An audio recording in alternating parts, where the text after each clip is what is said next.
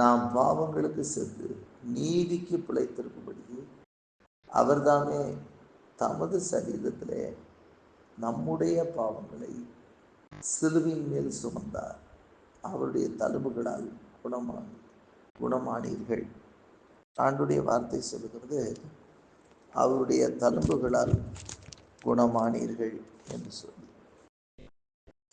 அவருடைய தழும்புகளால் குணமானீர்கள். ஆண்டவராகிய இயேசு கிறிஸ்துடைய தழும்புகளாலே நாம் குணமாகும். எவைகளிலிருந்து அப்படின்னு சொல்லி அதே இதில் சொல்றாரு 24 முன்னாடி, நாம் பாவங்களுக்கு செத்து நீதிக்கு பிழைத்திருக்கும்படிக்கு அவர்தாமே தமது சரீரத்திலே நம்முடைய பாவங்களை சிலுவையின் மீது சுமந்தார் என்று சொல்லப்பட்டுள்ளது. நாம் அவருடைய தழும்புகளால் குணமாவதற்கு காரணம் என்ன? நாம் பாவங்களுக்கு செத்து நீதிக்கு பிழைப்பதற்காக அவர் தம்முடைய சரீரத்தில், ஆண்டவராக இயேசு கிறிஸ்து சரீரத்தில் மாம்சத்தில் நம்முடைய பாவங்களை எல்லாம் அவர் சிலுவையின் மேல் சுமந்திருக்கிறார். இயேசுடைய இரத்தம் பாவங்களை கழுவும். இயேசுடைய சரீரம் அந்த மாம்சத்தில் நம்ம பாவங்களை சுமந்தார் என்று சொல்லப்பட்டது. அதான் சரீரத்தில் என்று சொல்லப்பட்டது. இப்போ அவருடைய சரீரம் நமக்காக பிற்கப்பட்டது. அது நம்முடைய பாவங்களுக்காக பிற்கப்பட்டது. அவருடைய இரத்தம் நாம் செய்த பாவங்களை எல்லாம் கழுவி சுத்திகரிக்கிறது.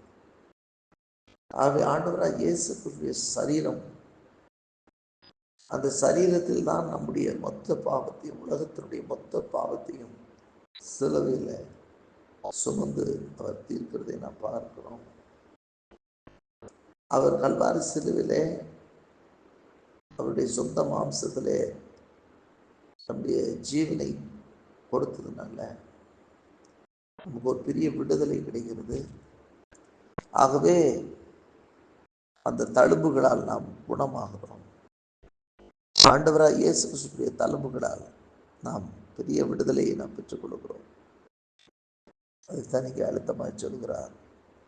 நாம் பாவங்களுக்கு செத்து இந்த உலகத்திலே வாழும் பொழுது பாவங்களுக்கு மரித்தவர்களாக காணப்பட முடியாது. பாவங்களுக்கு செத்து நீதிக்கு பிழைத்திருக்கும்படி தேவனுடைய நீதி, பாவம் அறியாத அவரை நமக்காக பிதாவாகிய தேவன் இயேசுவை பாவமாக்கினார்.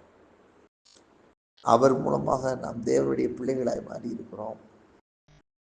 அந்த நீதிக்கு நாம் பிழைத்திருப்பதற்காக இயேசு கிறிஸ்து நமக்காக சிலுவையில் மரித்ததினாலே நமக்கு உண்டான அந்த நீதி, அவரை விசுவாசிக்கிறதுனாலே நமக்கு உண்டான அந்த நீதி, அந்த நீதியிலே பிழைத்திருக்கும்படிக்கு அவர் தம்முடைய சரீரத்தில் நம்முடைய பாவங்களை சுமந்து கொண்டார்னு சொல்லி வேதம் சொல்லுகிறது.